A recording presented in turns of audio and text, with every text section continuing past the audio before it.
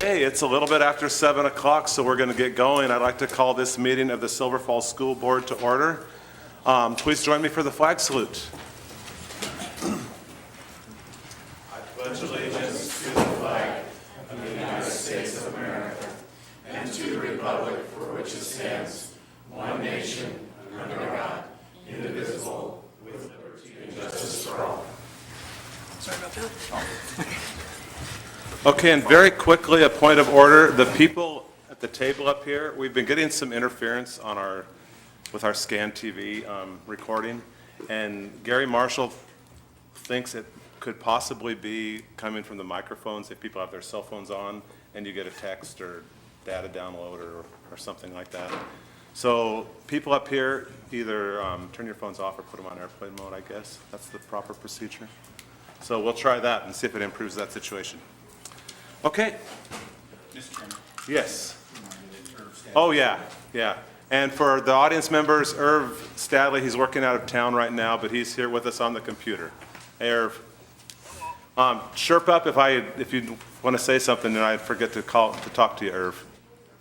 Sounds good. Thank you. Okay. Consent agenda. Is there a motion for approval? Move for approval. Second. Moved and seconded. All in favor? Aye. Opposed? Okay, consent agenda passes.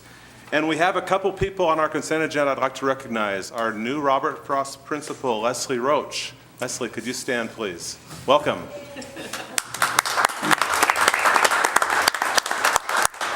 And also, we approved him last month, but our new business manager, Steve Nielsen. Steve, welcome. Good to have you both here. Thank you for coming tonight, too. That's good. Sorry, just a second. Irv, Steve, would you wave? There you go. Sorry about that, Irv. Sorry about that.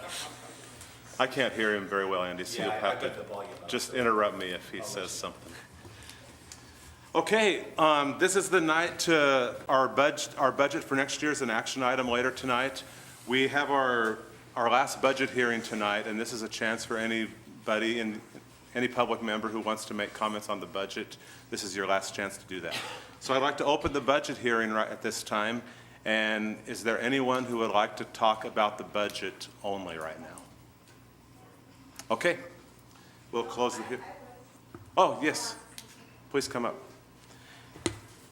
And before you get started, another point of clarification. When you come, audience with visitors, people please speak into the microphone so everyone here and on Scan TV can hear you. Write your name and address on the paper and introduce yourselves before you start to talk. And please keep your comments to under 5 minutes. Thanks.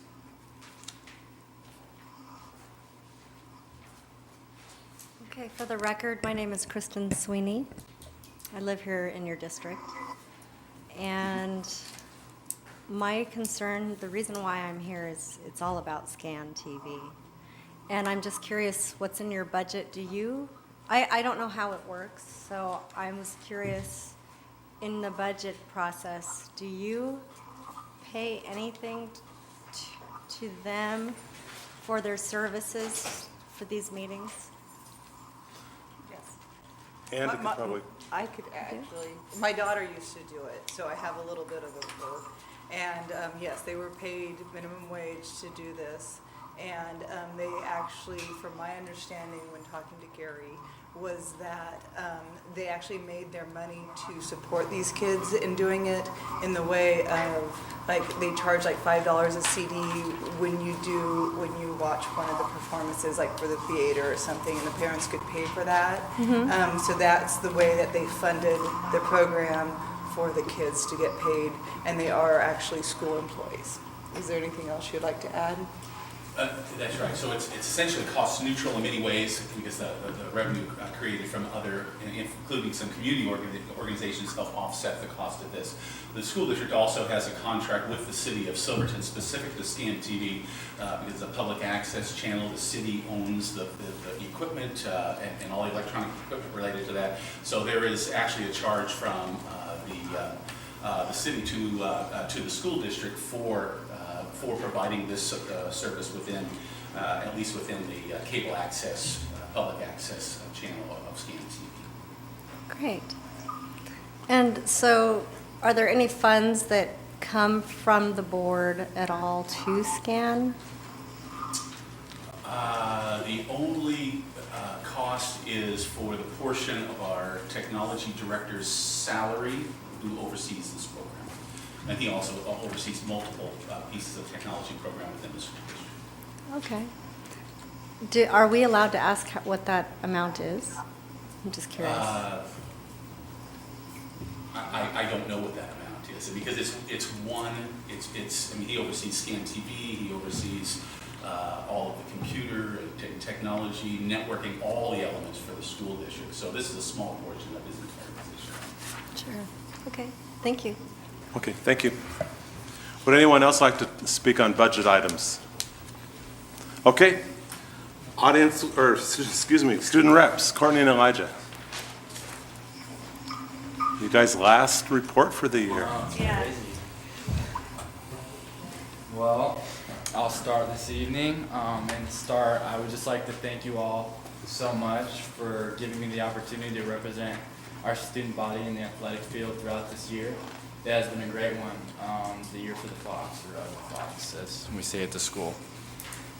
So baseball finished out the 2015 season, making it to the first round of playoffs. It was a great season for our boys.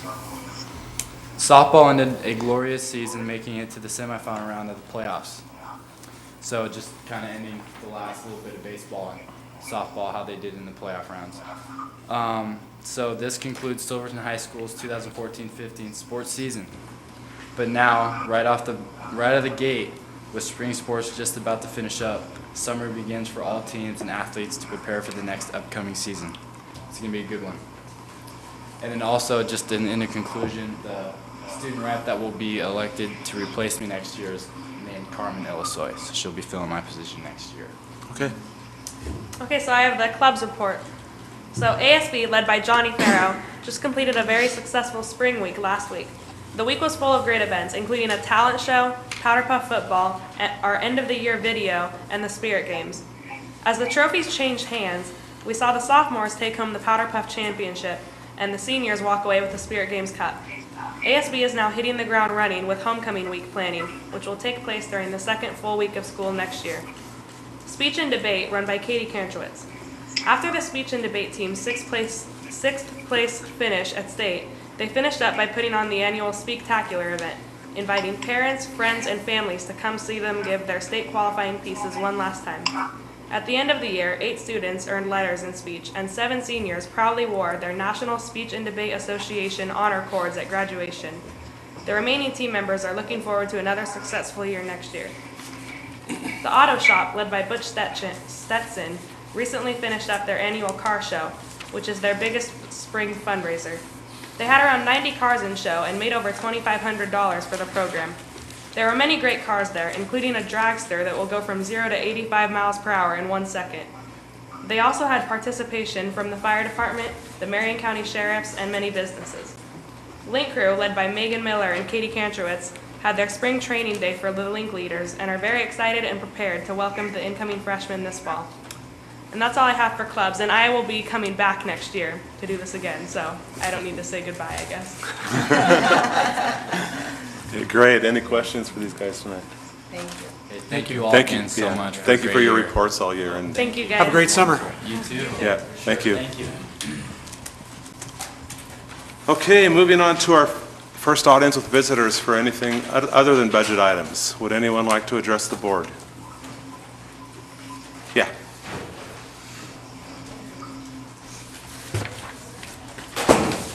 So I gave you guys some paperwork. Once again, I'm Kristen Sweeney, and for the record, I wanted to thank you all for your hard work, especially all the research you have done. I advocate for voters.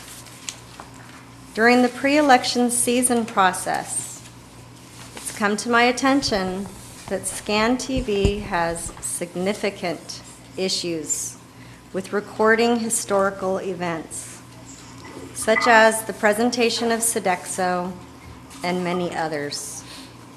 Scan TV has become, in my opinion, repressive of voter involvement as far as the school board goes. According to Kyle Palmer, it's not Scan TV's priority. The district began recording work sessions 8/21/13. I applaud that work. However, as you can see, 6 sessions within the last 9 months didn't get recorded, and that history is lost forever. It's heartbreaking for voters who appreciate viewing scenes like Mrs. Smith's message to you dated 8/11/14, and I quote, "You need to speak out. Tell the people they are wrong." Very eye-opening for voters who believe their voices matter. I decided to check the agendas for some of the missing videos and discovered what is lost forever to voter access.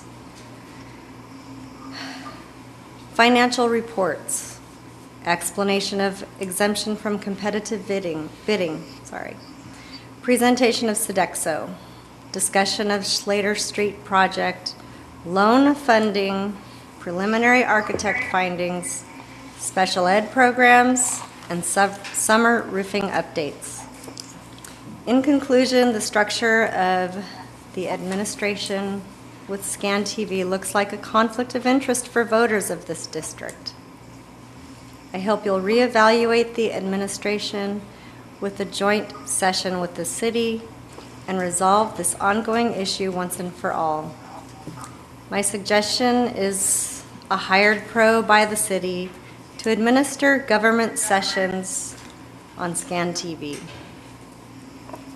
They need to get their priorities in order for this school district and prioritize voter access over sports events or whatever else they deem more important.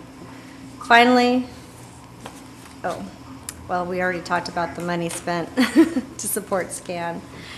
But this can all be discussed at a joint session. Also, I didn't have it in writing, but I did research for the event, any event conflicts, and I couldn't find any. So thank you for your time. Do you have any questions? Any questions? Okay. Yeah, Chris, go ahead, Tom. Oh, I don't have any questions, but I got a comment, and I tend to agree with the, being as we are recording them, or we have this, we don't put a high effort into it, but a lot of people assume that they're out there. It's like, oh, I don't gotta go to the board meeting, I'll just watch it. And then they find out it's not there, and they wonder, and then the conspiracy theories go Well, they go depend wild. on it. But A so lot- I think we kinda need to have a discussion or something, because we give this idea that we're gonna have these things out there all the time for people to watch, but some of them don't make it, and then people get worried. So, I share your concern. Just not that there's anything conspiratorial going on, but I just think that it's... Well, I thought it was fishy right before an election, definitely. That, 6 videos, very important videos were missing. It's kind of a lot. There's nothing conspiratorial going on. No, let me finish. There's nothing conspiratorial going on. That's ridiculous. That's a ridiculous Well, it's up to the statement. voters to decide, I guess. I guess it is. But at the same time, Scan TV is an awesome program for students in this district. is. Yes, It's it a is. great I agree. program. Yes. And we've recorded regular meetings for a long time. We just, in the last couple of years, I think recently started recording work sessions for the benefit of the public. And once in a great while, there's not a student available to come and record those. In fact, at one of the last work sessions, they were good enough to come and set up their camera. They couldn't find anybody to come and record, but they came up and set up their camera. So it would be recorded, anyway, even though there wasn't a student there, and which was really good, nice of them to do. And it's a way that we're working to get every one of them recorded. I just think the election may have gone a little differently if people could have seen those videos. Well, okay. Definitely. Thank you. Would anyone else like to address the board tonight? Andy, Yeah, Ron. that was speaking. Oh, Who Irv? was that was speaking? I didn't hear Oh, Kristen Sweeney. her name. Kristen Sweeney. Kristen Sweeney. Okay.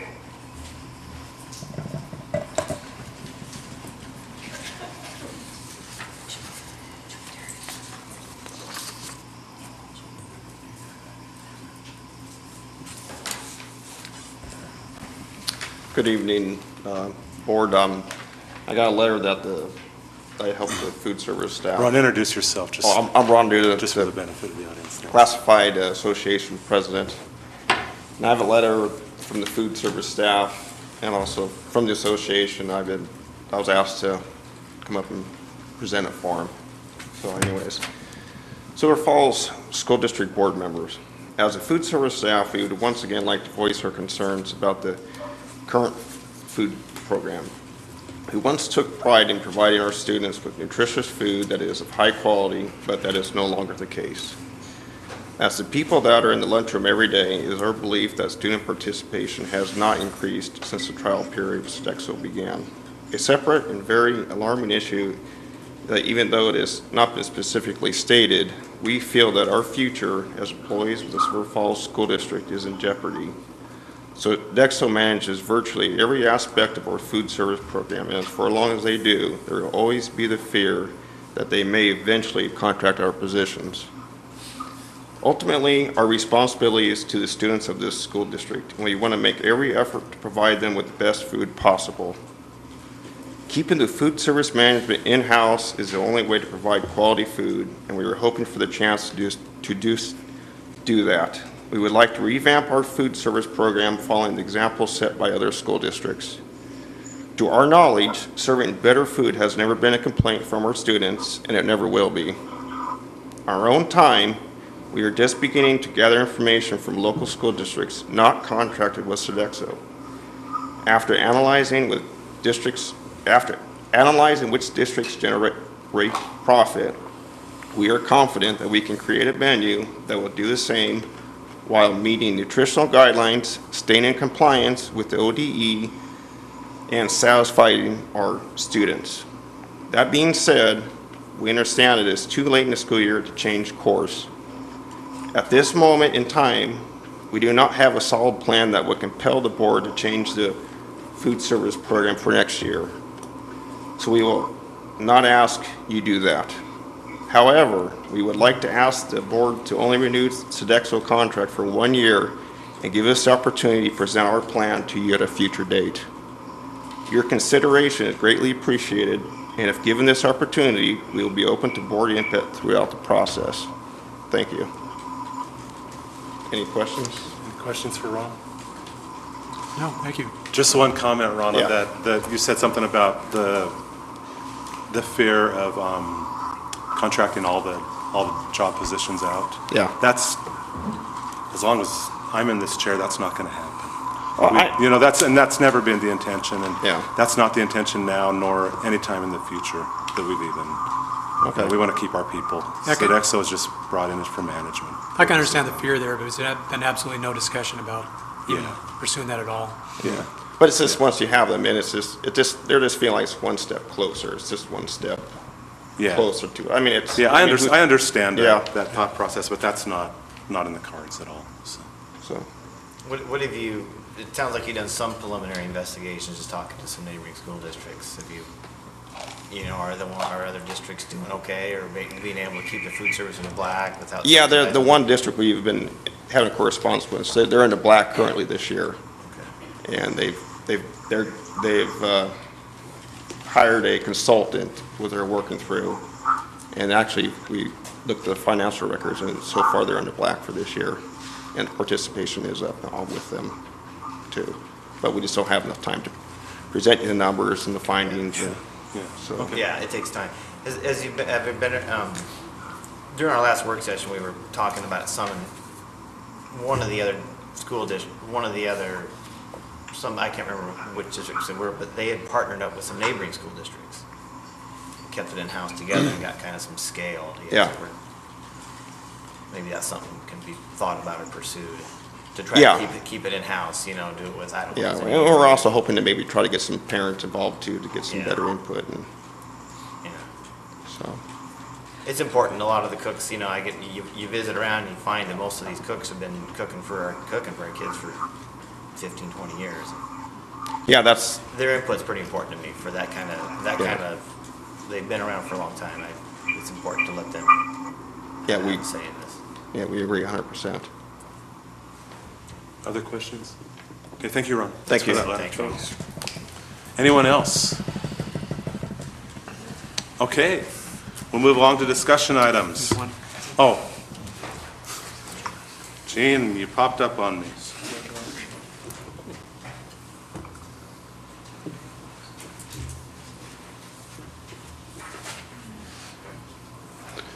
Thank you. In November, we had a $24.9 billion bond election. It failed by 57% vote. In that 24.9, there was a certain plan that showed expansion of the Slater campus and demolition of the 1938 section. That plan is still moving forward and is illustrated in the current demolition of the AG shop. The AG shop could be there just fine, the same as any modules, because in my opinion, it's going to be 12 years before we do the 24.9 million. I don't think we're going to get any vote for doing that or in this time frame. So we have this period of time where the teachers are subjected to a dysfunctional facility, the children are subjected to a poor manner of getting back and forth because we're moving the modules way out into the parking lot to be ready for this expansion of the Slater building. So just two weeks ago, we had a presentation in your work session that said we wasn't confident about what the budget document was, how much it was going to be, 2.5 million, or if the plans were complete. And so it was decided, well, we're not going to make a decision on that. That decision is front of the board tonight. I suggest that you reconsider that because the budget, I sent a document to you where I thoroughly analyzed the code issues at Slater. I also analyzed things as far as the use of Mark Twain School, and we're far below code. Mark Twain should be sprinkled. It's a building that has seismic conditions that are inadequate and worse than Eugene Field School. We got walls that are 270 feet long and no shear walls in them. So we'd have glass breaking, and we could just have a failure in a normal earthquake besides the big one. So we have this condition going on. We certainly, the demolition has started on the ag building. There's 30 feet that's now gone on the north end. You can still change your position and save the bacon for the teachers so they could have something decent to use over this time period. The cost now has probably added another $60,000 to this cost because of the event. In all of this that's going on, the teachers have a right to know, the parents have a right to know what kind of dangerous situations that their students are being subjected to. Currently, we're using the lockers and the restrooms underneath the 1938 section. That building has been classified as an S occupancy. We took the sprinkling system out of it. We took the fire extinguishers out of it. We have dead-end corridors down in the lower section where if there was to be an exit to the south, the children could not do so.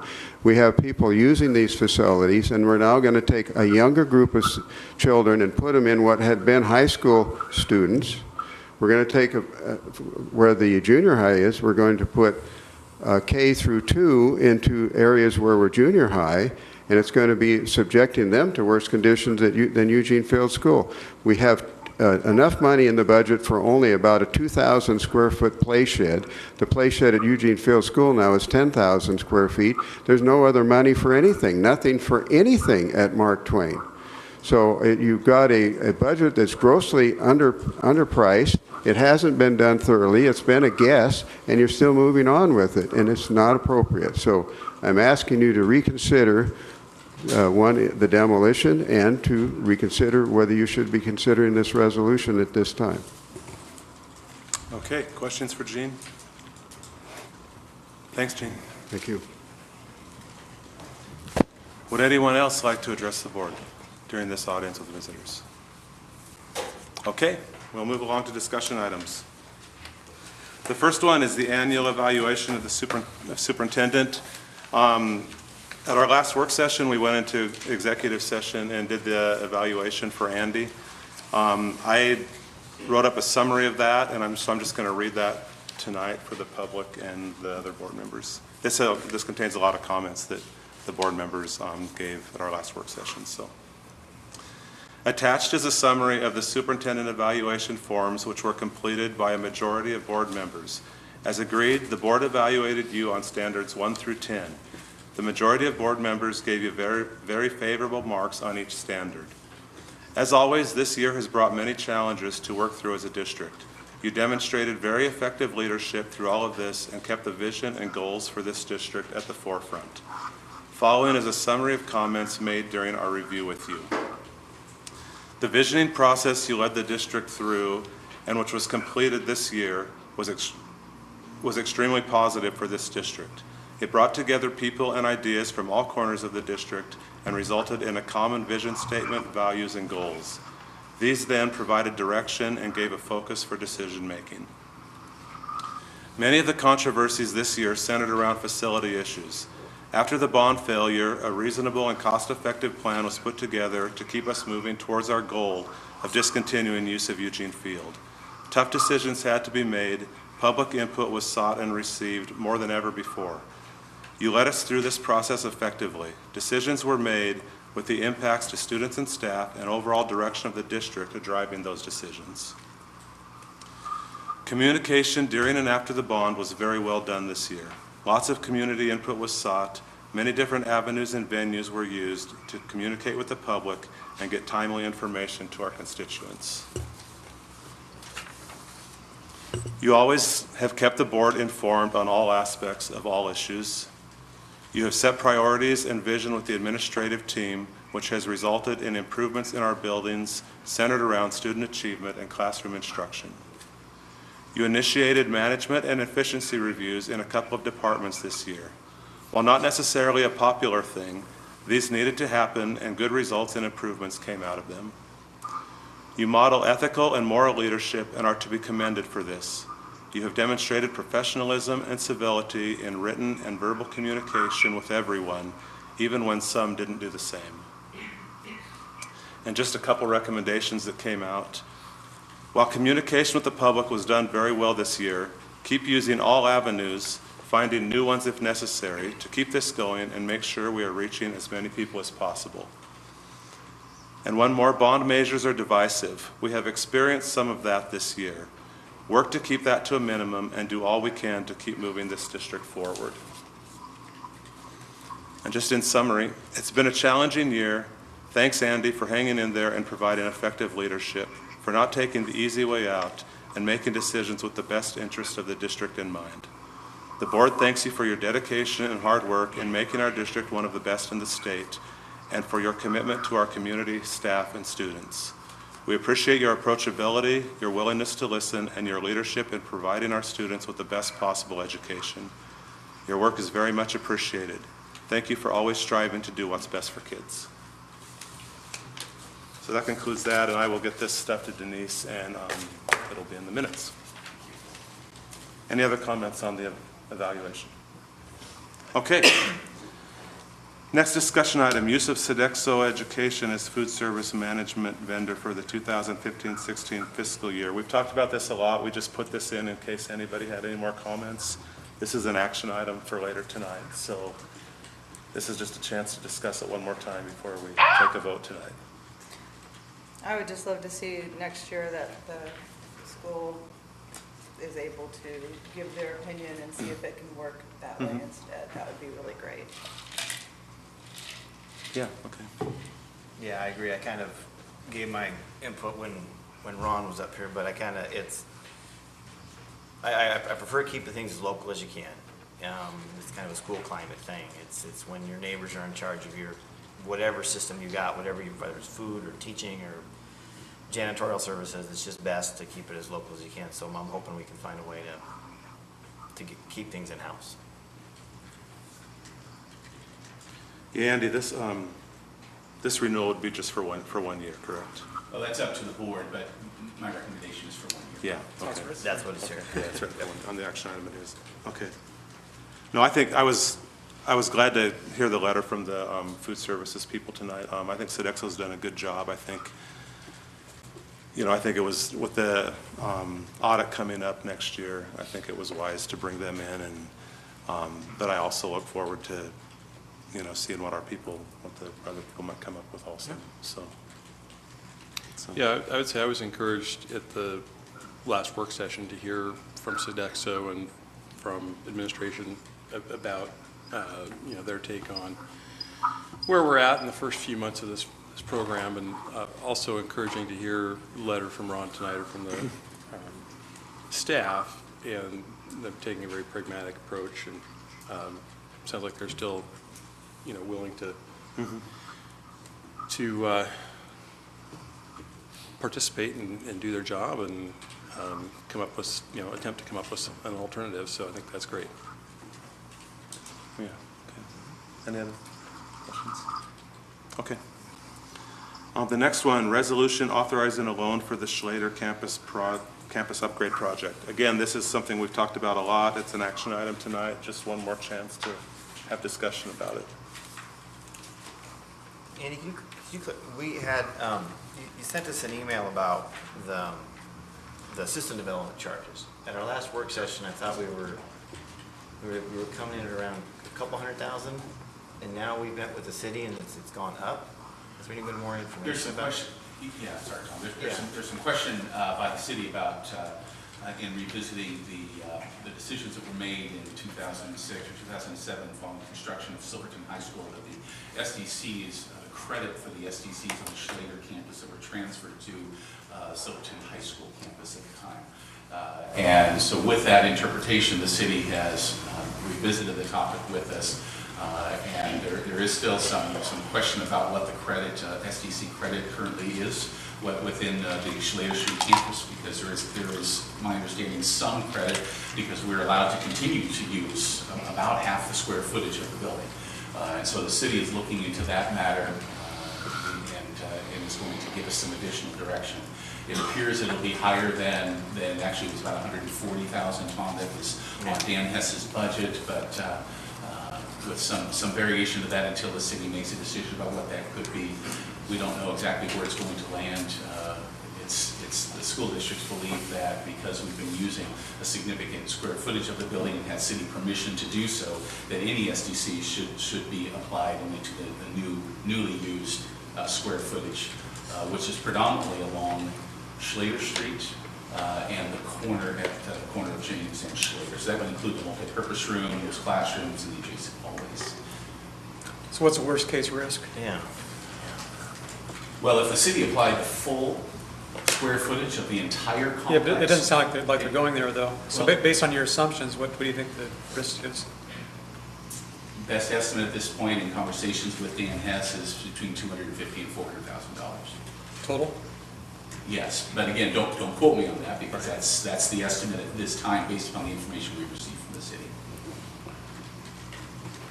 I remember that in the work session, it was kind of this collective sigh of relief when we got that nice low number, because that kind of said, okay, we can kind of make the project work. So where is this, if instead of 140, we're now up to 340 or 250. or 250 or something, where is that? Yeah, and so the $140,000 figure from Dan Hess was the result of the traffic impact analysis, which of the 11 intersections and adjacent roadways or city streets that were evaluated, there was only one intersection that potentially failed based upon city standards, and that was at the corner intersection of Pine and James Street. And if the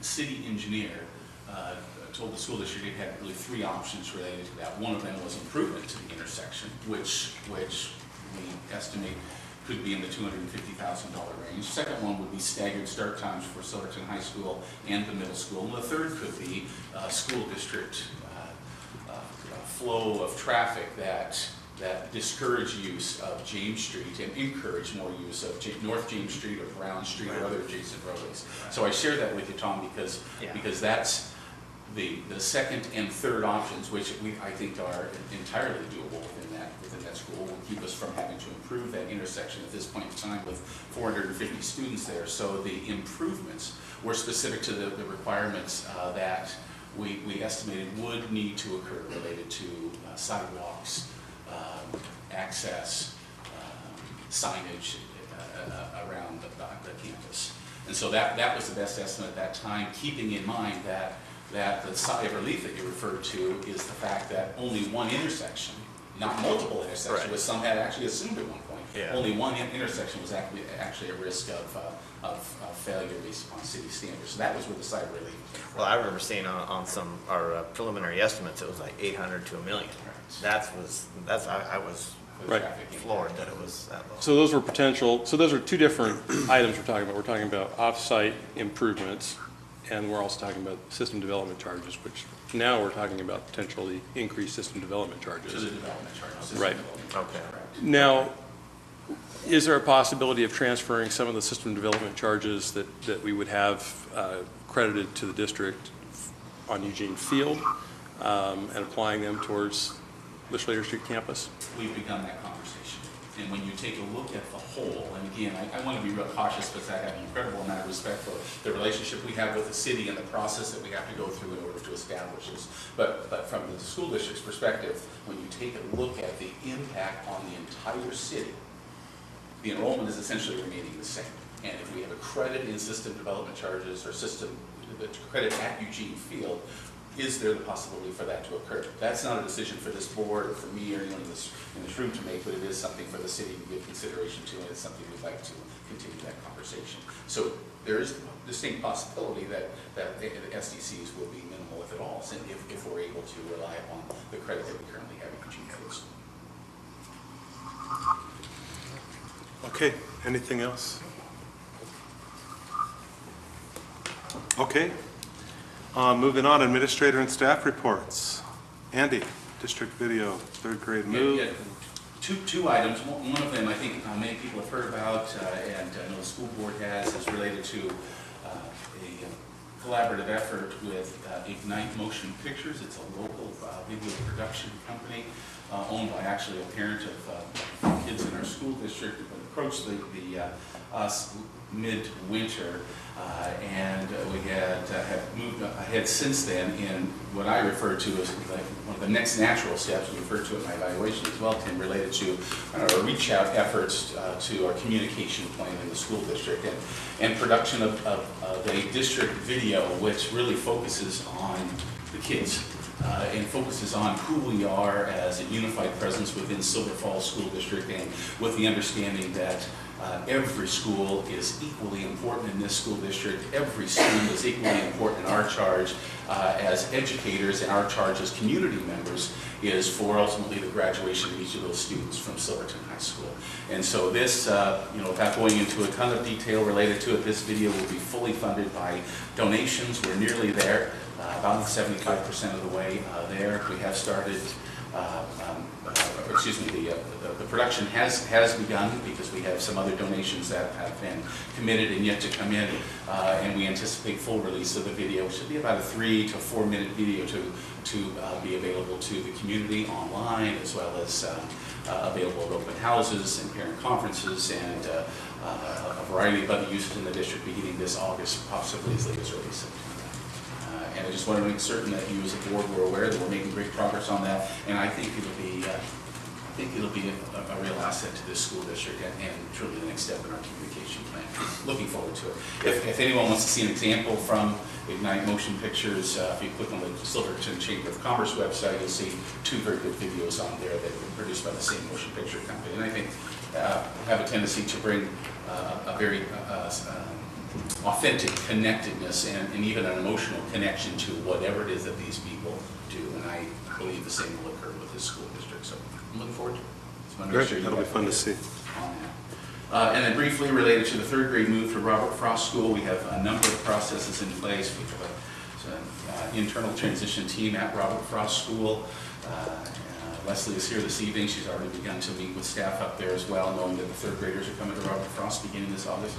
We also have a district-wide transition team, which includes technology, custodial maintenance, food service, administration, teachers, all the elements that are needed in order to get the third graders moved there this fall, and for us to have them on board and to make this transition happen. So I believe we're right on target and on track to make this happen.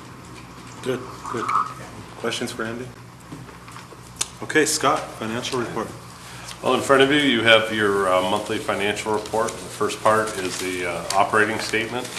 Year to date, we've brought in $32 million into the general fund, $32,396,000. And our expenses so far year to date are $23,626,000. So that is your operating statement. On page 2, your updated fund balances for the beginning balances and the revenues and expenditures by fund. And then on the third page, as always, is the general fund by school. And I did want to remind you that that budget balance column, that final column there for principals and for board members, does include the encumbrance amount. So just because there's some negative numbers there doesn't necessarily mean that they have overspent this early in the year or this late in the year. It just means that when you include the encumbrance amount, then that is what they look like they may finish the year out at, if that makes sense. So, are there any questions at all on the financial report? Nothing. Okay, and just as a side note, this is Scott's last meeting with us tonight. So he's going to be moving on to different things. Scott, I want to thank you for your work this last year, for your service to this district. Well, thank you very much. It's been an honor and a pleasure to work here. It's a Thank great you, district. And good luck in your new ventures. Thank you very much. Appreciate that. Thank you. Yeah, thank you, Scott. Jamie McCarty, Silvercrest and Victor Point. Thank you for having me tonight, and it's kind of fun to be able to present to you early in the year and then late in the year and show you some great things that Silvercrest and Victor Point were able to do this year and report on our math district-wide. You know, it's only about 27 pages, and I know, sorry about the full page, but I had some cool pictures on there. I wanted to talk a little bit about not only, you know, school-wide goals and data, but also school-wide culture a little bit tonight of both schools and kind of what we've worked on this year and what we've been able to accomplish. So the first page is real quick. 1982 Oldsmobile. Grandfather passed away, and somehow me and my wife ended up with this car. Beautiful, 42,000 miles, diesel. Wow. Anyway, I drove it to school, had to drive it to school, and all of a sudden I see about 30, 40 kids out there, and they greet me, and they're getting in it thinking it's pretty cool.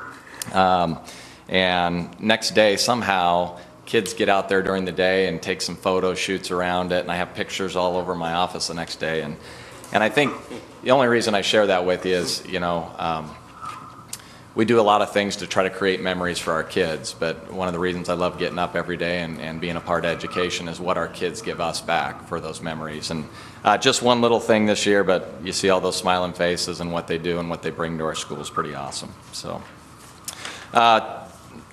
talked a little bit about earlier about the 4 things that both schools, that we've set goals around our district mission and our district vision this year of what you have deemed very important for our school and what our superintendent has deemed important. And so we've kind of created our school goals around those, our mission statement and our vision for our district. And those 4 things are, you know, have been charters for our school. They've been at every staff meeting, have been at everything that we've done. Student learning is our #1 priority, holding all of our students accountable to our grade level, and holding students accountable behaviorally and academically. And we've had an onus on attendance all year and done a lot of stuff to really push attendance and make attendance meaningful. Creating that positive environment for our students that they cannot wait to come to school. We have so many great things for them, and their teachers are so engaging. And that's our 3rd.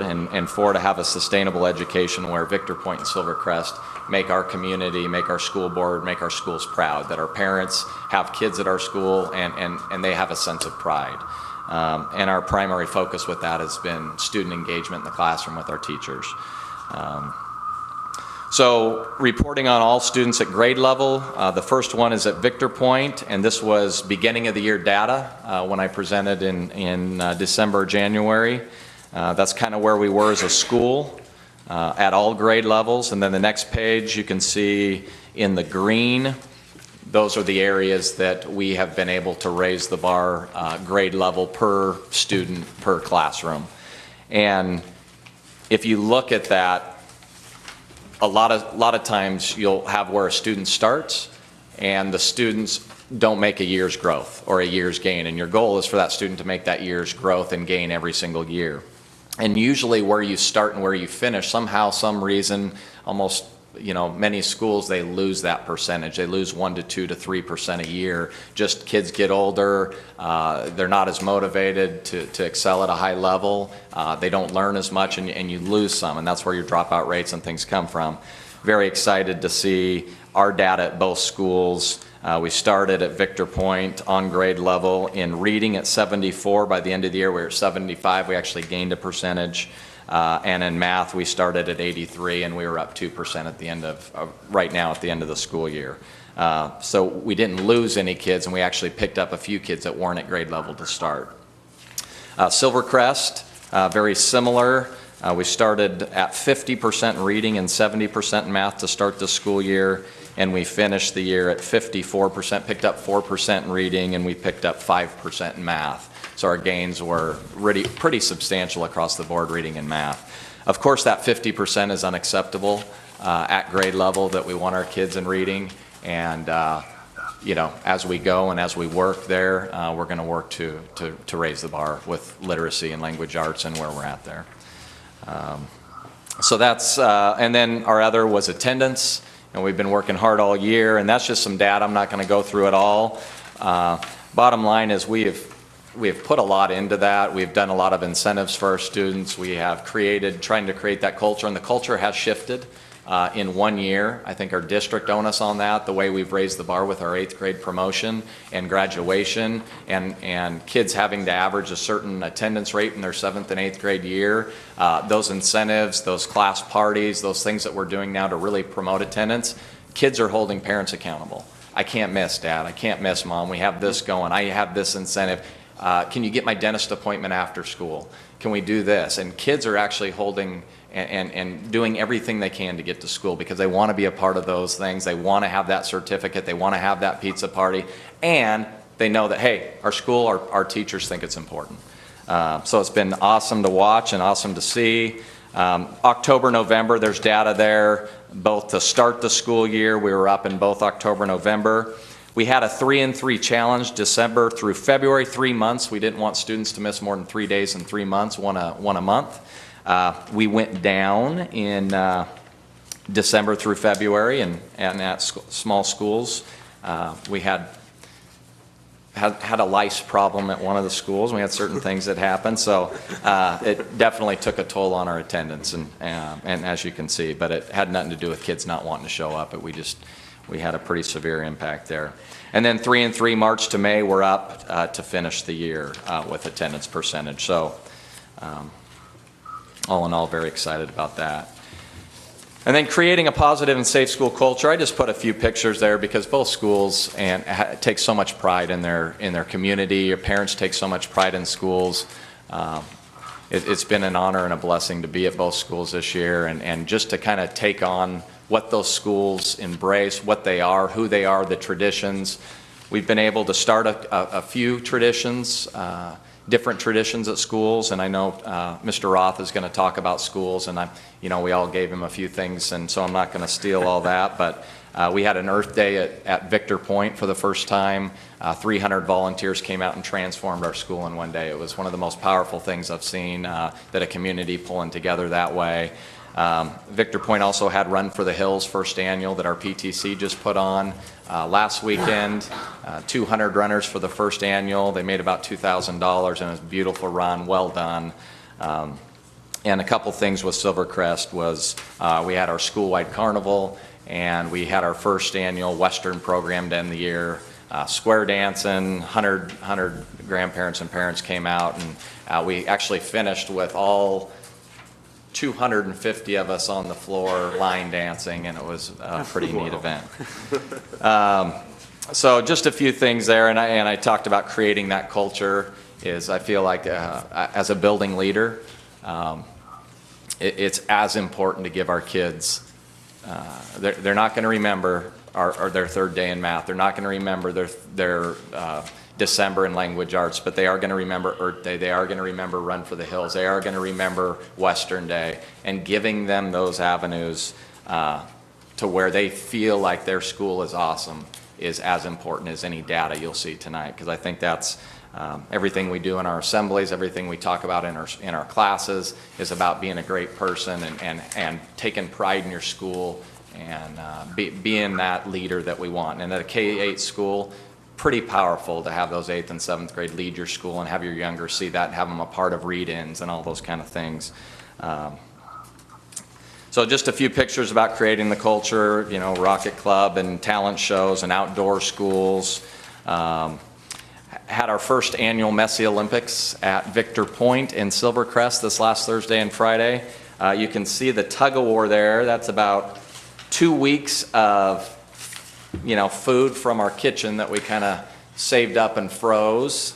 That's just one event. We had 5 events, and we had 6th, 7th, and 8th in there. We had soap all over that thing. We had Silverton Fire Department with 3 fire trucks there, 100-foot slip and slide, some buckets of mush, and had a great day. But those kids, you look in that picture and see those smiles and see that, that's what they meant, remember. So that was school celebrations for us to end the year, that we had just such amazing staff and kids that we wanted to do something for them. And so we put that on at both schools. And when you have 2 8th grade boys that think it's pretty cool to put an arm around their teacher, you know something's going right. So, and finally, student engagement. Just it's so important that we promote our kids in our classes through everything we do, through with our on-grade level, with all of our testing, but that they understand that we are rewarding them not only for academics, but for being. So there's your Students of the Month for academics, but then there's also some students there, what we call the Awesome Kid Award, just for going above and beyond and doing things in your school to be great. And the last thing that I'd like to report on is district-wide math data. That is kind of the area that I've monitored this year and been a part of. And kind of took a look at beginning of the year. So the first page there is on grade level to start our year. And you're going to see almost the similar gains as you kind of saw at both Victor Point and Silvercrest. Everything is green is gain. And as you saw all the way down across grade levels, some huge gains. So you talk about losing kids. I mean, as a district, we have gained that much from where kids have started this year to where they've ended in district math. And it anywhere ranges from 3% to 13% in 6th grade. But district-wide math scores are up, and they're very substantial. And we'll be able to see a little more when Smarter Balance comes out. Some preliminary stuff is already out. But what our STAR data tells us is our kids excelled at a high level, and we've gained and picked up kids that were lost district-wide. That's great. It is great. When does all that Smarter Balance come out? There was preliminary that came out June 5th, and that's more on just the computer adaptive piece, the CAT. Yeah. And so that's just starting to come out. So some schools have some data that you can actually get on and look and see how some kids did on that. But really, mid-August, we're going to have full school reports and where we can report to our families of here's our school. Right. This year, schools will not be, there will not be a rating. Like Victor Point and Silvercrest won't have a state rating. The following year we will. This is kind of the year where they're taking Oaks and Smarter Balance and trying to blend that. But mid-August, we'll have the data. How'd the testing go? How'd the SBAC testing go? You know, for the first year, everything's going to get better from here. And I guess that answers the question. Yeah.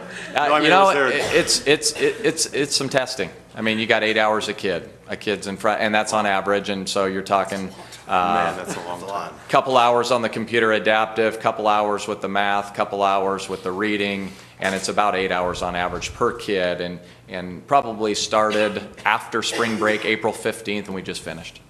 Wow. So tell me again, because I probably missed what you just said here. When does a kid find out how they did on the test? Mid-August. Mid-August they'll find out. Yep. Okay. And in the past, you know, when they finish an Oaks score and they finish their Oaks testing, man, they get immediate feedback. Their number pops up on the screen. They know whether they met or exceeded. And I'm not sure if we'll get there because there's so much that's not computer. It's actually people sitting there and doing a lot of this because there's written. They got to have crews of people. Yeah, across the state. So. Right. You know, hopefully down the road it's a little more immediate because it's not meaningful if it's not. Right. But school-wide, we can use that data next year, set goals for the following year. It's meaningful for schools, but not always for the student. Well, and that's what I was getting at. I had heard from a couple of my kids who took some of the tests out of Prattam, that they had said, well, we're not going to get results until next year. And I thought, that's kind of too far. But August isn't nearly as bad as what they had in their head. Yeah. So they'll have it coming back, and every teacher will have that student score and give them that, and we'll push them and set some goals on that for this year. Great. But this is that data, especially on the writing test, where you have teachers from another school district. Yep. Grade yours and vice versa, and we Yep. trade. Okay. They're trained. Yes, of course. Yeah, they're all trained in how that works. Yeah. Yeah. And then Owen mentioned he talked to his kids, and I talked to mine and any friends that I could name. The normal grouching about testing, but I certainly didn't hear any horror stories. Kids are resilient. They made it through. They had a smile on their great. face. Yeah, And so. But at the same time, it's a lot of classroom time that was lost. Taking a test, I hope it's worthwhile and we can do something with it. Yes. Me too. Yes. Yeah, that's true. And we'll make it as meaningful as we can. So. Other questions? Just comment, I appreciate your enthusiasm and it's catching, and both for staff and for kids. Thank you. Okay, thank you, Gene. Linda Brown, special ed. Look at Goldenrod, I'm always giving you stuff in color. Okay.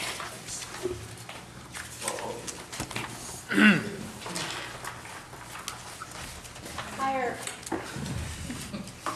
So before I start my presentation, I do want to share a wonderful experience I had last week at Silverton High School.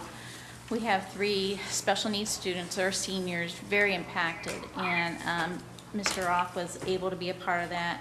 During the senior practice time where they were sitting up front, these 3 students were able to come through the aisle, get their diploma. Mark Hannon said a few nice words to them, and it was just so neat to see just the kind, respectful way the seniors treated these students, and it meant so much to these parents.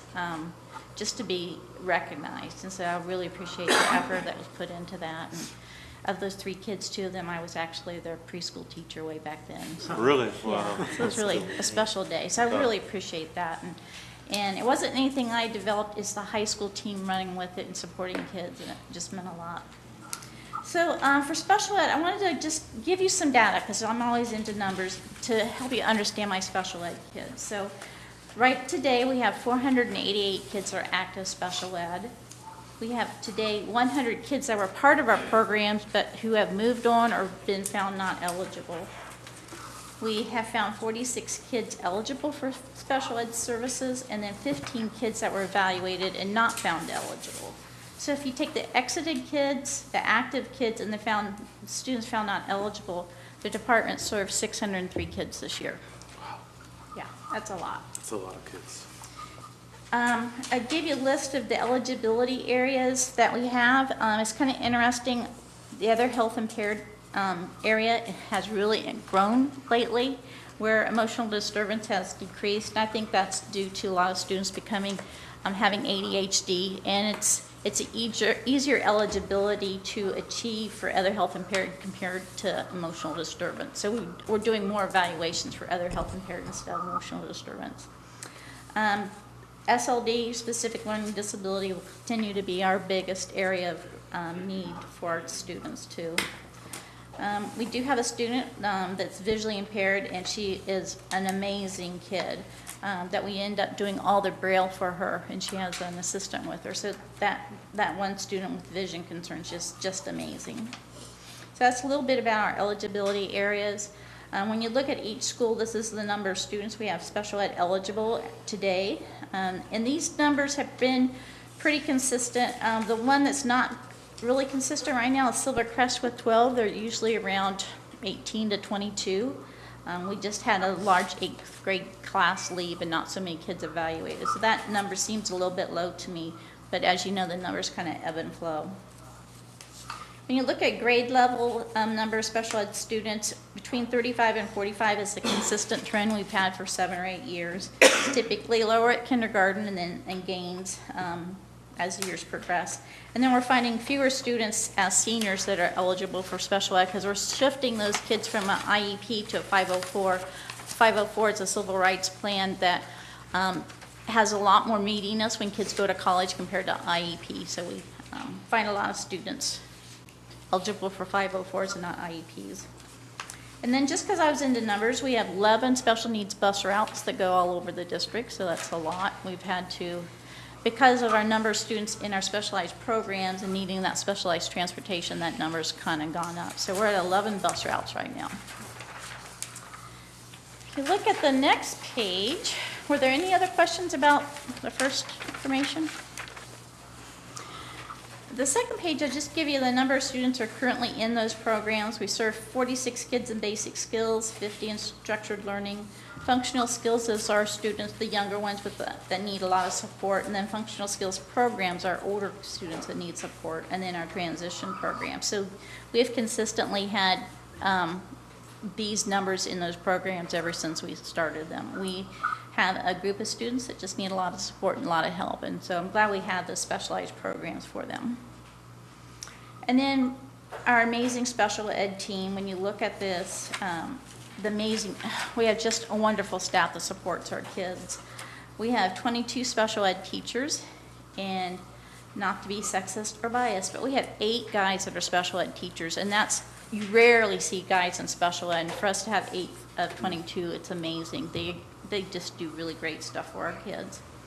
We have 45 special needs assistants. They come into school every day to support our kids, and we couldn't do what we do without them. We have a full-time school psychologist with Jennifer Bingham. She's amazing. Autism specialists, we have 1 this year. Next year we're going to have 2 because we're up to 63 kids with autism, and we need that type of support. We have an autism program assistant in Sue Gerhardt. She's amazing. Love having her on board. We have behavior specialists. We have family support advocates, speech therapist, OGCOM, deaf and hard of hearing. That number is going up too. It used to be about 5 or 6, and now we're up to 12. So that number keeps going up too. And deaf and hard of hearing students are really expensive because you have to buy the FM equipment and the sound support systems for them. Just going on down the list, vision specialist, brailleist, physical therapy, occupational therapy, special needs nurse, wellness nurse, clerical support, and then I'm there too supporting our students. So it's an amazing team that we put together to support our kids. So, whew. And then some of our accomplishments, we had 16 new special needs assistants this year. It's just kind of an odd year that we had many people retiring and other people going to do other things. We had 3 new special ed teachers and a behavior specialist. We have a new relationship with Assistive Technology Northwest. They help us with our augmentative communication programs for students that really need a lot of help with their language. We have a new relationship with Oregon Lions Club. They do both our hearing and vision screenings, and that's been really wonderful, and they charge us $1 a day. So it's $500, and we got all the hearing and vision tested for our whole kids. We started the concept of a wellness program with Sue Ellen. That's been really fun to have. We now have students going to Wake Robin Day Treatment Center. This is not where we're placing them, but mental health is placing them, and we provide the transportation there to and from. So we've had about 5 kids that went to the day treatment program. We wrote a grant for a youth transition program for next year, and we got that. That will be serving students, juniors through age 21, in job skills, so we're really excited about that. Our behavior support team developed a grant for positive behavior support, so we'll be providing and developing that program in our schools next year. And then the 100% compliance. This is amazing. This takes every teacher in all of our schools, and Marlis and I pulling together to get things done. So our compliance for our special ed reviews was 100%. The ODE tells us what files we need to look at, and we get in there and look at that.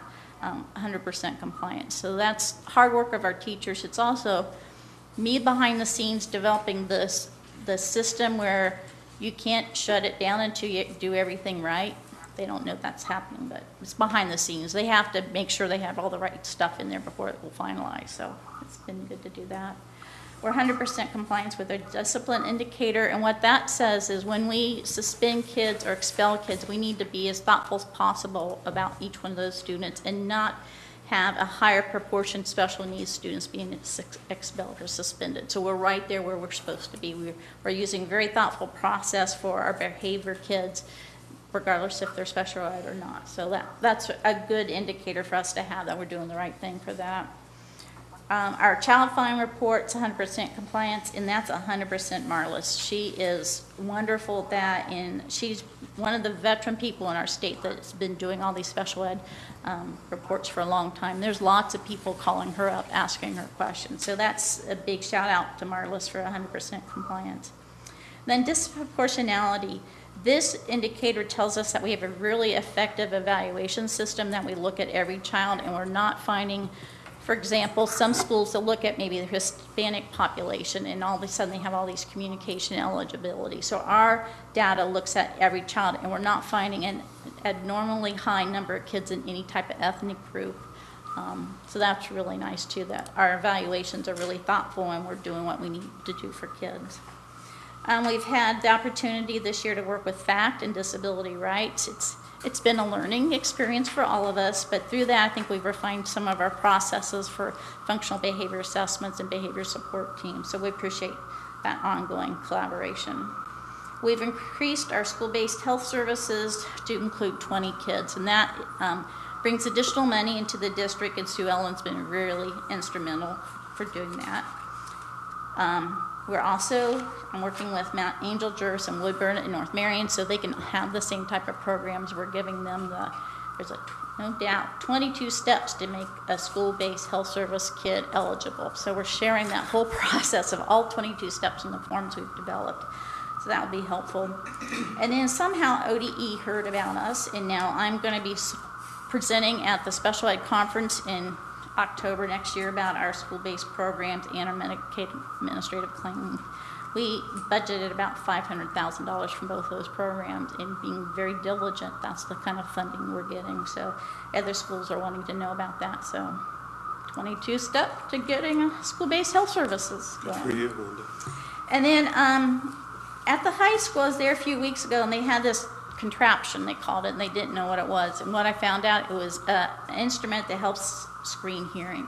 And so for $100, we had it recalibrated, and now we have the capacity to have our own hearing screening, so that's really great. And then with our communication with the Lions Club, I'm going up on Friday, and we're getting tools for free for vision screening, so that's really neat to have that. So any questions about that? Okay, now the last page is going to be, oh my gosh. Okay, so we're looking at the attendance, and so every month I ask Sandy to give me a list of all the special ed kids that missed 2 or more days. And so I took that list and I broke down how many kids had missed 2 days, 2.5 to 4 or 5, 5 to 9.5. So you can see for like the month of September, we had 41 kids that missed 2 days of school. We also had 18 kids the first month of school missed between 5 and 95. So when I take that data from September and I add up all those kids in the month of September, my special ed kids lost 342.5 days of instruction. That's sad. In October, looking at the same data, being able to drill down to the individual child, we missed 626 days of instruction. And so you can see as we go through here how many days we've lost. And for total, looking at the monthly reports of 4,398 days of lost instruction. So when I look at this, there's about 15 kids that you can see, yeah, there's a health concern, there's been some type of surgery, ongoing OTPT. You can really see why those kids would be missing, but not anything like this numbers. And then at the end of the year, I said, give me the list of all the kids that missed 10 days or more. We had 73 of my special ed kids miss between 10 and 45, or 14.5 days. And so when you add all that up, we lost 3,958 days of instruction, if you look at the data in that one report.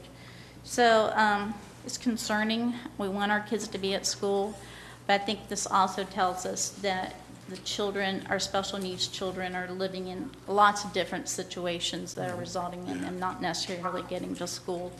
And I think every day with our focus on good attendance by the principals, and that's for all the kids, as a special ed team, we need to be very thoughtful. This is huge. If I could get my kids there and get them in front of our great teachers doing great things, we can have much more learning and growing. But if you're not at school, you're not getting that. So it's like, oh my gosh. I'm sure you've thought about this, but what are you thinking about what you could do to improve that? I think it's all about the communication relationship you have with the parents. For example, I was talking to a mom the other day. She said, yeah, I pulled my child out of school so they can go to this gun show. I'm like, to a gun show? I mean, my priority is helping your kid learn, and you're taking out a gun show. She says, well, it's only 3 days. I said, it's 3 days of instruction that his peers were able to have, but your child didn't. So I think it's all about that communication and doing our very best and having high standards and expecting the kids to be there. You know, when you look at this list of all the disabilities, we should have greater success academically. If you're deaf and hard of hearing, that's not an IQ type of deal. If you're vision impaired, it's not an IQ deal. If you're emotionally disturbed, you have average intelligence. I mean, these kids are special ed, but a lot of these kids could be making more academic growth. And I think a lot of it's about their attendance. So we're going to keep taking one kid at a time and developing one relationship at a time, and the whole crew all working together to do the best thing for our kids. Any questions? You guys have a tough job, Linda. Kudos to you and your team, because you guys do well at it. You do One a day good at a job. time, one kid at a time. Yeah, thank you. Thank you. Okay, moving on to board reports. We have some retiring board members tonight, and this is their last meeting. David Beeson's not here tonight, but thank you for his service, and we will get this to him. Julie, your last one. I asked Julie Rowe, she almost was doing a dance down here. She's gonna miss it, I know. Thank you. No, I feel very honored to represent the citizens of Silverton, and I just hope that the future really continues to focus on what's best for the kids. Thank you, Julie. And Owen Von Flew.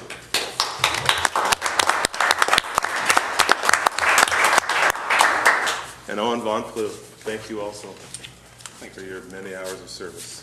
Thank you very much. Well, my pleasure. No, just thank you to all my fellow board members and the administration and so many of the staff and public. We're all in this together, and I feel like it's been a real positive experience for myself, and I'm really encouraged by this board and by our district and for the future success of our kids. And just really actually sad to be going on. So best of luck to all of you, and best wishes in your endeavors here. Thank you, Owen. Thanks.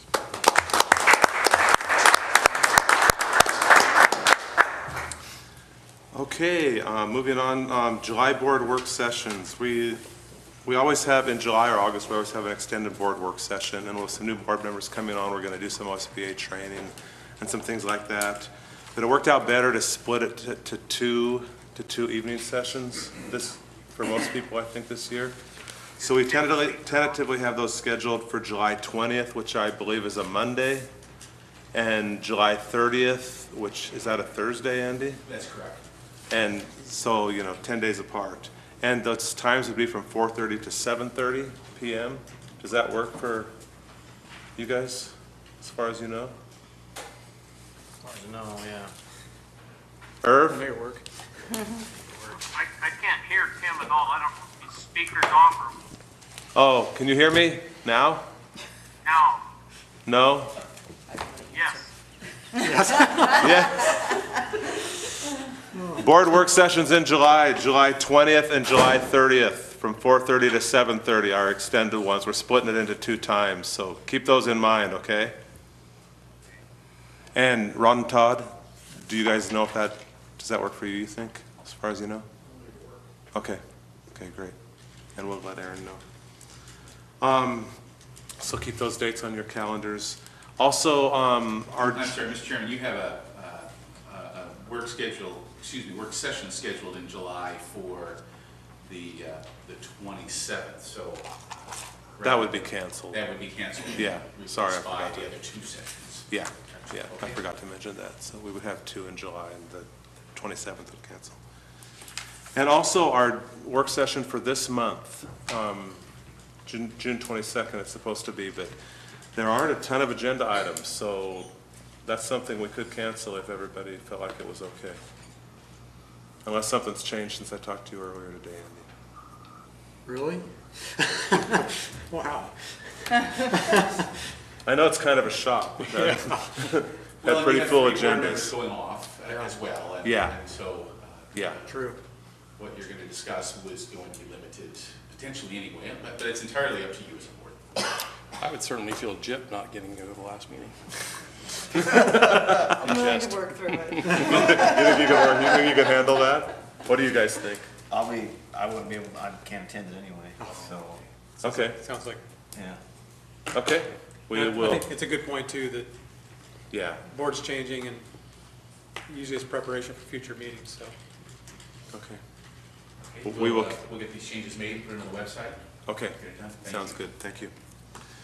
And one other thing under board reports, at our last meeting, Mark Hannon, at the end of his school report, he went through a list of really positive things that had happened at the high school over the year, and it was really refreshing. We've had some fairly intense meetings the last few months, and so it was really cool to kind of refocus, I mean, not refocus, but to remind ourselves of some of the great things happening in this district. So I brought the principals in on this, had Andy email them to send me some things that, positive things that happened in their school. So it'll take a couple minutes, but I'm gonna read through these and it's a great way to end the last meeting of the last, what am I trying to say? The last meeting of the year, pretty much, for this school year. So I'm gonna read through some of these. Butte Creek's auction raised over $17,000 this year. They have PE for every student every day at or above recommended minutes per week. The Russian class is thriving. After-school programs include band, AKA science, athletics, Russian class, Battle of the Books. Mentor for Success program reaches 30-plus kids.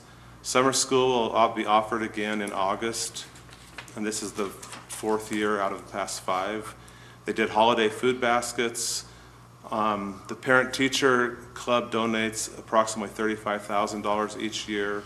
The robotics team has gone to nationals 2 years in a row. The math pentagames is the overall champions. And Mr. Palmer says this is the single best thing of all. A young kindergarten girl, native Spanish speaker, no English coming into school back in September, scored 0 on the kindergarten assessment back then, has now scored 98% on her recent kinder assessment and is rocking school in every manageable way, which leads to the best part of Butte Creek, our staff. So that's from them. Evergreen. First and second graders showed their maturity and sense of caring for others when they chose to send gifts to orphans in Ethiopia instead of holding the usual Christmas gift exchange. I thought that was pretty cool. One student out of a class of 8 eighth graders attends math each day, taking geometry at the high school.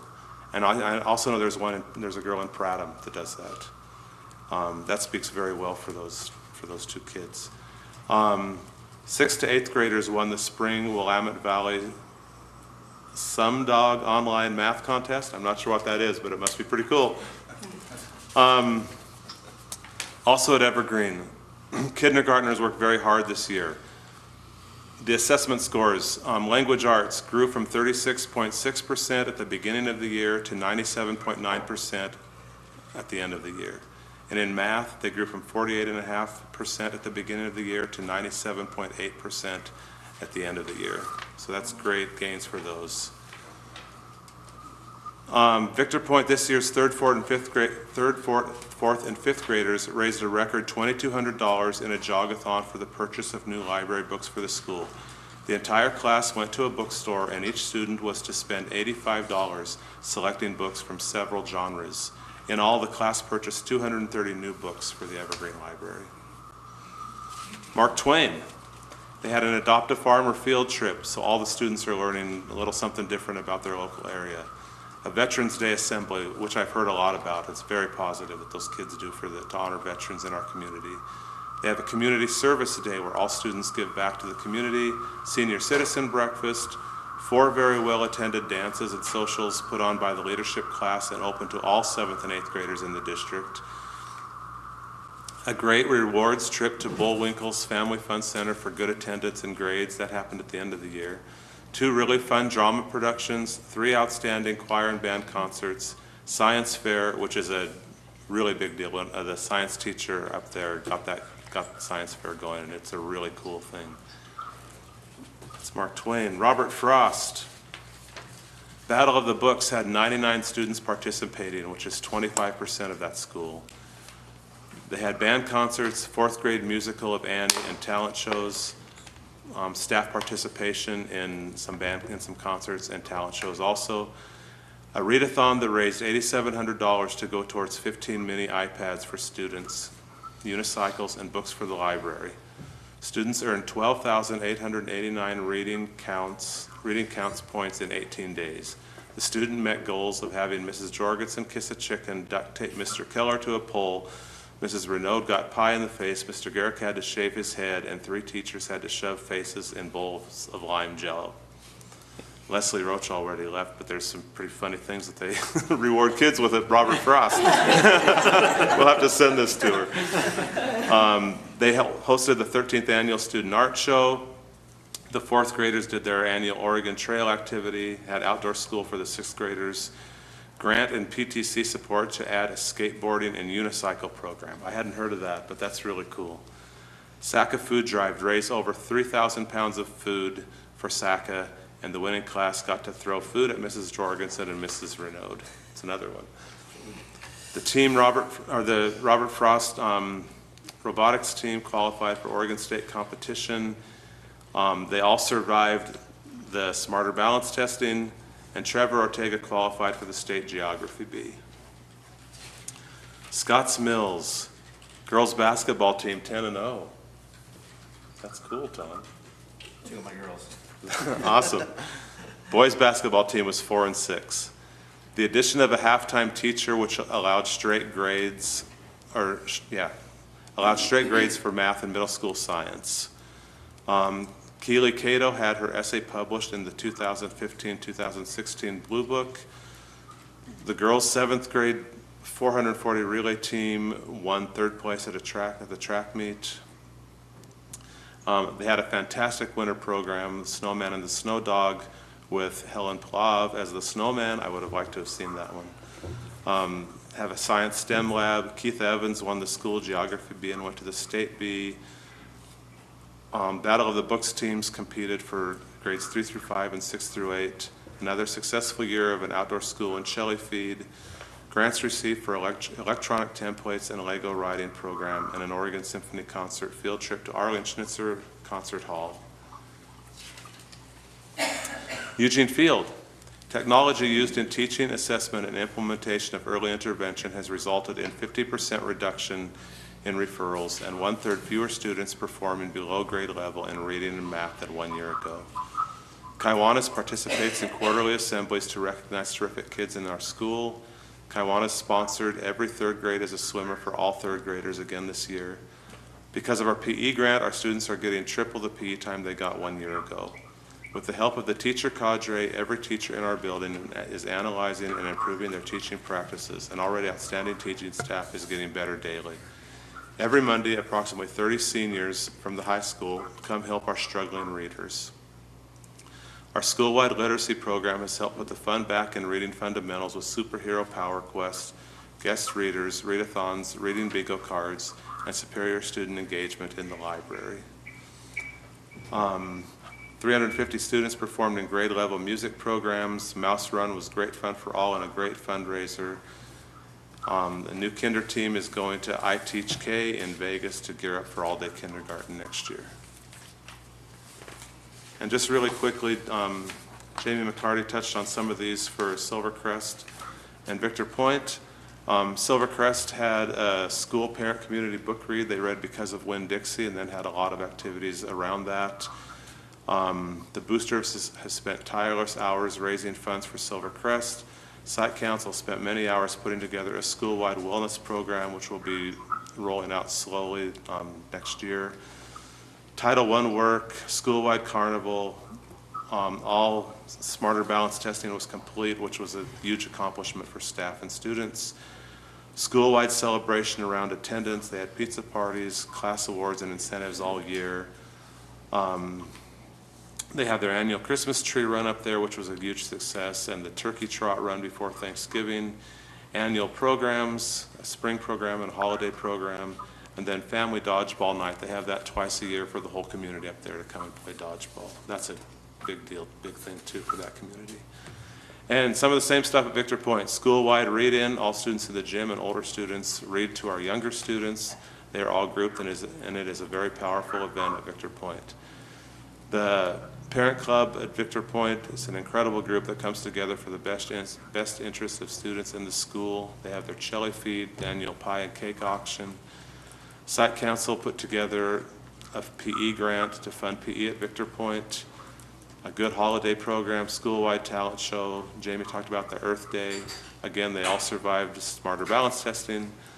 School-wide celebrations around attendance, reading under the stars, and a school-wide PLC group. This staff works so closely with one another on student learning. The work they have done as a team for the students at Victor Point School should be commended. They all work so closely together to make sure each child gets the education they need to be successful. Teamwork is truly what they stand for at Victor Point.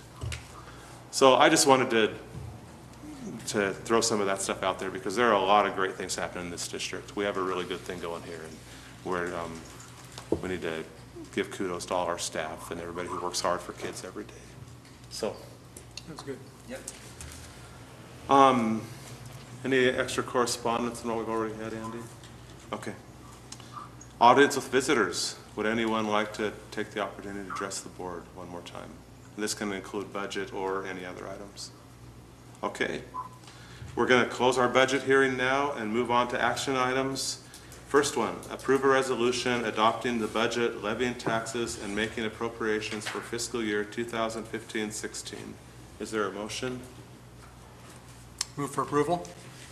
Second. And, oh, I'm sorry, go ahead. Did we get a, did you? Yes, second? Julie. Julie seconded. Okay. I just wanted a point of clarification. We're adopting, this is our actual resolution to be recorded. That's correct. Yes. So I just note a typo on categorizing the tax. You might want to just correct that in the, near the bottom there, the bold.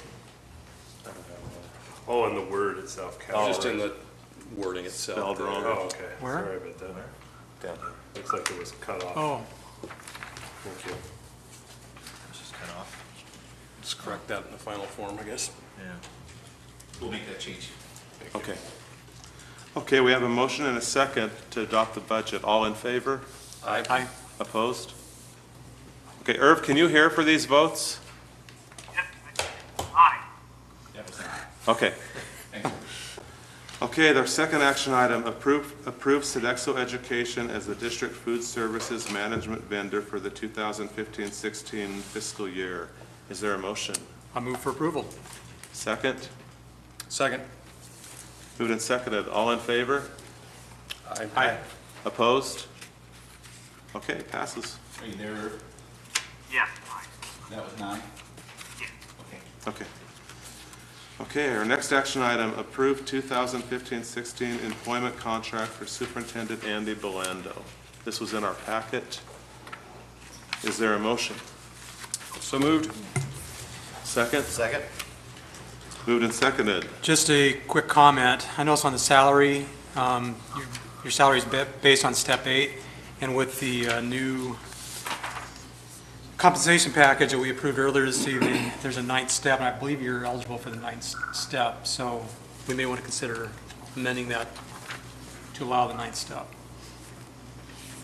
Yeah, that's up to you as a board. I didn't include it in there because nothing had occurred at the time of this proposal. Sure, we just did it. Yeah, we did that last week after the contract was drawn up, so. I would think if anyone else, if all other administrators who are eligible are moving up, it only makes sense that Andy would move up also. Yeah, it should be consistent with the new agreement, in my opinion. So I think, do we need to revise the motion? Yeah, how about well, whatever you think is the simplest way to do it. I can revise it, I can withdraw it, and we can start over. You can withdraw withdraw it for probably the cleanest. So Sure, I'll just withdraw my motion, and then I'll make a new motion that we,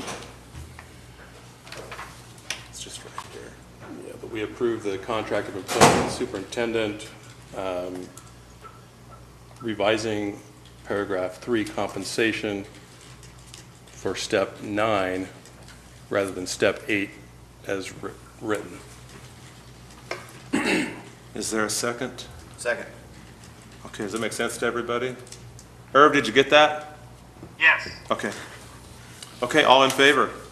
Aye. Aye. Opposed? Okay. Okay, action item D, approve resolution number 68-2015, which authorizes a loan with Columbia State Bank in an aggregate principal amount of $2,550,000 for completion of the Schlater campus upgrade project. Is there a motion? So moved. Second? Second? Okay. So I have a question. Yeah. We talked earlier this evening about the SDCs being a little bit up in the air right now. Do you think we're still within budget?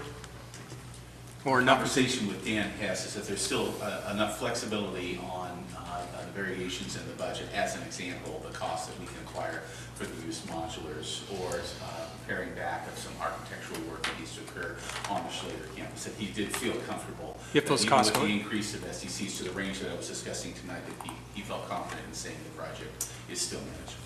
Okay, thank you. Okay. Any other discussion? Okay, been moved and seconded. All in favor? Aye. Opposed? Herb, were you an aye on that? Aye. Okay, You made the motion. that's true, you did. Okay, approve ZCS Engineering of Oregon City as engineer for the Scotts Mills School Seismic Upgrade Project in the amount of $122,443 funded by the State Seismic Rehabilitation Grant. Is there a motion? So moved. Second? Moved and seconded. All in favor? I got a yeah. question on these, on both of these. Was there any, how many people applied? We actually received one submission, and that was from ZCS Engineering. And that's a really good question, Tom. The Department of Administrative Services pre-qualifies engineers, companies from throughout the state of Oregon that are pre-qualified to be able to submit proposals for this project.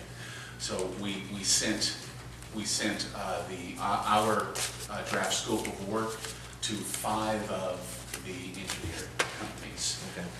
And we received one proposal. Okay. Any other discussion? Okay, all in favor? Aye. Opposed? Okay, and our last one, approves ZCS Engineering of Oregon City as engineer for the Butte Creek School Seismic Upgrade Project in the amount of $183,509 funded by the State Seismic Rehabilitation Grant. Move for approval. Second. Moved and seconded. Discussion? Okay, all in favor? Aye. Opposed? Okay, great. I'm sorry, Mr. Chair. Eric, what was your vote on that one? Aye. Okay. Okay. Okay, excellent. That concludes our business for tonight. Denise brought a cake tonight in honor of our retiring board members, so everybody grab a piece of cake. And we're adjourned. Thank you for coming.